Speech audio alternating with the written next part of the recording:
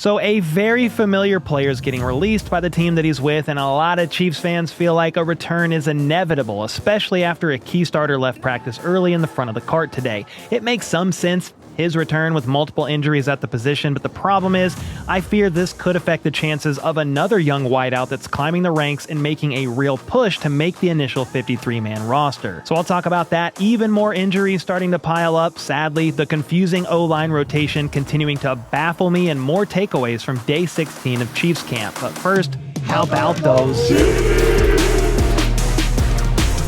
Alright, so day 16 of Chiefs training camp was a not-so-fun day involving lots of injuries piling up, with a couple more concerning than others. To be clear, there were some things to take away and talk about, and some standout performances for sure. But let's process through this. The not surprising injuries to begin today's practice were wide receivers Jimmy Holiday and Jeff Weimer. Holiday hasn't practiced in a few days now before the preseason game, and it's been confirmed today via Matt Derrick of Chiefs Digest that it's a quad issue he's working through. Not sure how serious it is, but we'll wait and see on that one. Weimer, meanwhile, has now missed his second practice in a row with a hamstring issue that I do suspect happened in the Rams preseason game, and the only other injury from that game is offensive tackle Jason Godric, who sprained his ankle. Offensive tackle Matt Waletzko hurt his knee in yesterday's practice, so he wasn't working today. And then, of course, Trey Smith also missed practice again with a hip issue, and he hasn't practiced since August 7th. So not really a surprise. And considering yesterday, Andy Reid said he doesn't think Trey Smith will practice at all this week, I'm not really concerned that he missed once again, because Andy Reid also mentioned that he's getting better and trending in the right direction, so hopefully it's nothing super long-term here. From there, we got some good news initially to start practice with a few different players returning to work, with those being linebacker Drew Tranquill working back from back spasm, so that's good news there. Then cornerback L'Jarius Sneed, knee management, he also returned, as did safety Chamari Connor, who got his knee banged up last week. Now, they were all limited in practice, but it's still good to see them back in pads and beginning to ramp back up, especially Drew Tranquill, who's missed well over a week, as has L'Jarius Sneed. So while that is some good news, I didn't love seeing a new update to the injury report who didn't practice today, with that being left tackle Josh Simmons. And that meant you were down multiple offensive tackles in today's practice. Jason Godric, Matt Waletzko, Josh Simmons, and then, of course, if you just want to throw out another lineman in general, you were without Trey Smith. And my concern was then growing when, after practice, the Chiefs said Josh Simmons is dealing with a back issue. Don't love to hear that, but thankfully Matt Verderam, per sources, was told he's fine and he doesn't sense any concern about the second-year tackle. Matt Derrick confirmed as much as well, saying it's not expected to be a long-term issue, so crisis averted in theory. And while we'll probably never know if this is why or when Josh Simmons tweaked his back, I truly hope it's not because yesterday he was seen working out with the third-team offense at left tackle because of all the injuries they had yesterday. I understand that you need bodies, you need somebody to play left tackle, but can you pick a different guy, literally any other person other than the franchise left tackle of Patrick Mahomes, to be out there with the third team offense? Again, we don't know if it happened earlier on in practice or while he was working with the third team or later on, or if it would have happened anyway, but that's why I didn't love seeing Josh Simmons out there working with the threes yesterday, at least personally. Regardless, it seems like it's nothing major, so some good news there. And with Simmons out today, as well as Trey Smith, the first team offensive line looked as follows. You had Jalen Moore at left tackle, Kingsley Suamataia at left guard, Creed Humphrey at center, Mike Caliendo at right guard, and Khalil Benson at right tackle. And I'm not even going to try to figure out or understand what the Chiefs' plans are with their O-line right now, because it gets more confusing by the day.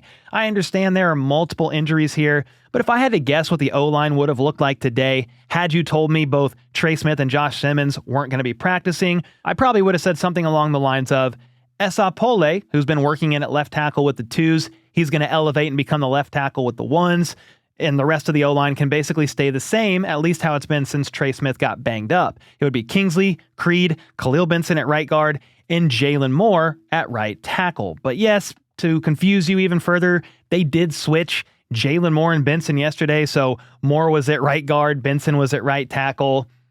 I have no idea what they're trying to do, but don't get me wrong, Jalen Moore was a backup left tackle, the backup left tackle in San Francisco, so it makes sense if he wasn't the perceived to be starting right tackle this year. Obviously, in the coach's eyes, he could be the next man up at left tackle if Josh Simmons ever had to miss time, but Esa Pole's on the roster, and he's never really played right tackle, so that's why I thought it would have been Pole. However, on the right side, if you had to move Jalen Moore over, you could have Khalil Benson or maybe Jason Godric playing on the right side. I'm just going to leave it alone and quit yapping at you guys about the O-line stuff right now because multiple injuries, and I'm just not really sure what the plan is here. Now, there's a couple other injuries to watch, and that's going to be two players who left today's practice early, with that being Tyquan Thornton and defensive end Ashton Gillotte. So let's start with Gillotte because it happened on this play here, thanks to Taylor Burr of Fox 4 KC.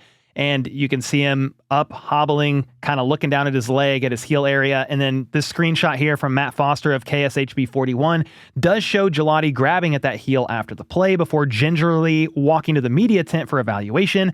From there, he left early in the front of the cart. I hope it's not an Achilles with him grabbing that lower foot area. Thankfully, it looks like he's grabbing much lower than that. It's like back of the foot or the heel area. We'll find out one way or another here soon, but it's pretty unfortunate for Gillotte, who just came back after missing a decent amount of time with a hamstring strain. This was actually just his second full practice back, and now this happened to the second-year defensive end.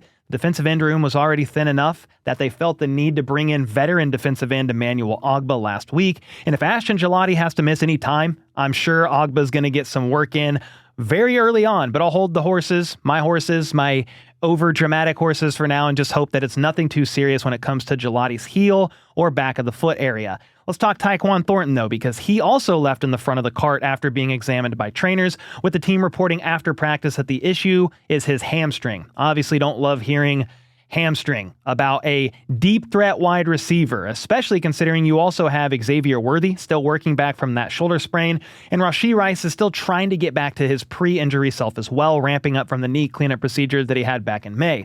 So even if Thornton's hamstring injury isn't super serious, you got to be a little careful here because that can be re-aggravated, especially for deep threats like Thornton, who need that speed and that burst down the field. Completely different case. But did you see Jordan Tyson that was drafted by the Saints? He's going to miss time again with a hamstring issue. It's just because it keeps getting re-aggravated. So you have to be very careful. Anyway, yeah, as of right now, that's all three of your starting wide receivers: Rice, Thornton, Worthy, in some capacity working back from injury.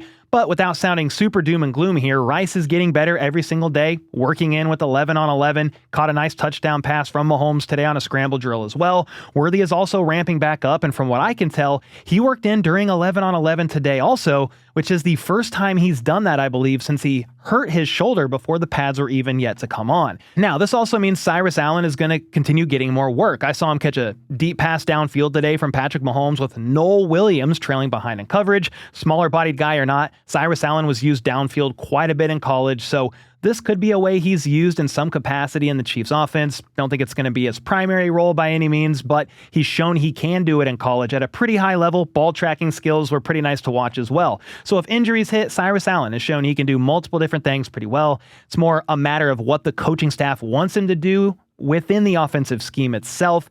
So Allen's stock, it's continuing to rise. There's no doubt he's going to play some sort of a role this year in the offense, with that only going up if injuries hit. With that being said, there's a chance the Chiefs can bring back a very familiar face to the wide receiver room, and part of me wouldn't be surprised if they actually do this with the injuries adding up. 3 receivers are banged up, with Worthy and Rice still working back, and I'll talk about that. It's Juju Smith-Schuster, by the way, because he's going to be released by the Giants, so I'll talk about why that return could very well happen, along with why Andrew Armstrong needs to make this 53-man roster, even if it means 7 wide receivers. Eric Bieniemy also spoke to the media today as well, so I'll talk about all that and more coming up next. But first, now that preseason games are already here, now is the perfect time to get your tickets to see the Chiefs at Arrowhead sometime this month, or maybe even getting ready for the season opener against the Denver Broncos. And of course, the sponsor of today's video, SeatGeek, is the place to go. It's definitely where I go to get my tickets because they are the #1 rated ticketing app, boasting over 35 million downloads with more than 70,000 events listed on their site and app. It's all on there too: concerts, festivals, comedians, along with a lot of other sporting events going on, like the MLB playoffs that are right around the corner, and college football, like the NFL season, isn't too far behind. As far as how to get your tickets, I personally prefer their app experience because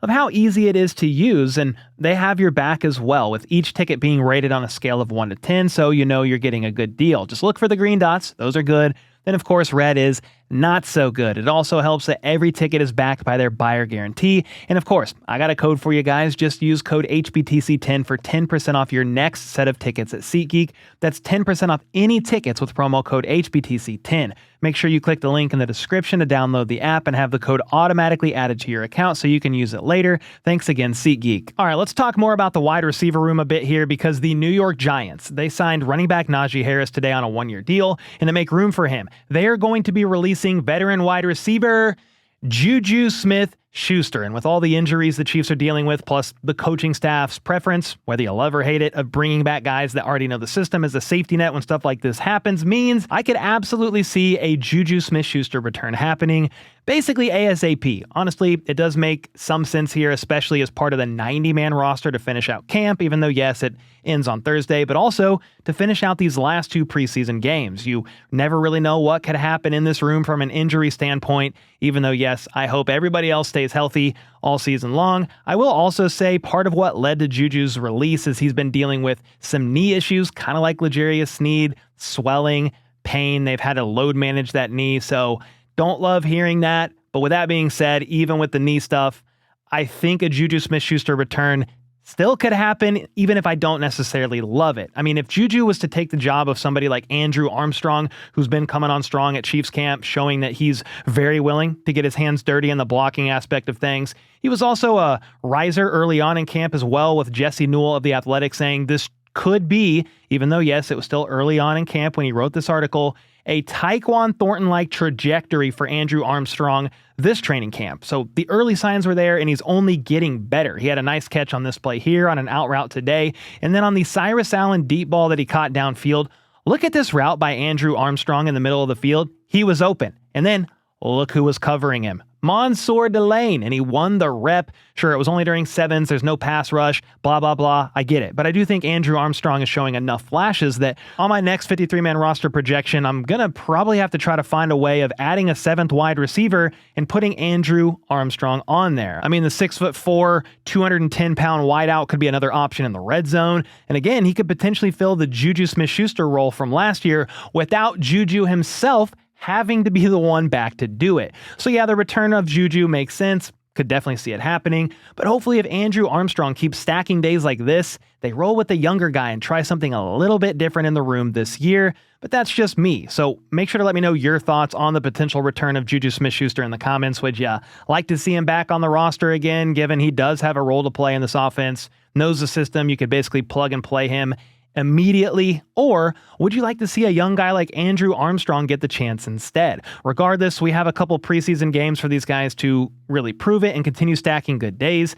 And with Juju being a vested veteran, if he would be willing, because this is what's happening here. Juju is a vested veteran, wouldn't have to clear waivers. He's free to sign with any team. But even on cutdown day, if he doesn't make the 90-man roster, Juju could be an option to sign with the practice squad without having to clear waivers. And if he would be willing, I think Juju to the practice squad for 2026 makes sense. He'll be around in case of emergency, and then you could call him up from there. And real quick, people ask me all the time where I get the shirts that I wear. Well, they're from Made Mob, and they're dropping new shirts all season long. They've got a couple out now. Just make sure to use HBT Chiefs for 10% off. Link is in the description down below. Somebody who just returned after dealing with a family emergency and honestly still has to navigate a very complex, complicated, and heartbreaking situation is offensive coordinator Eric Bieniemy.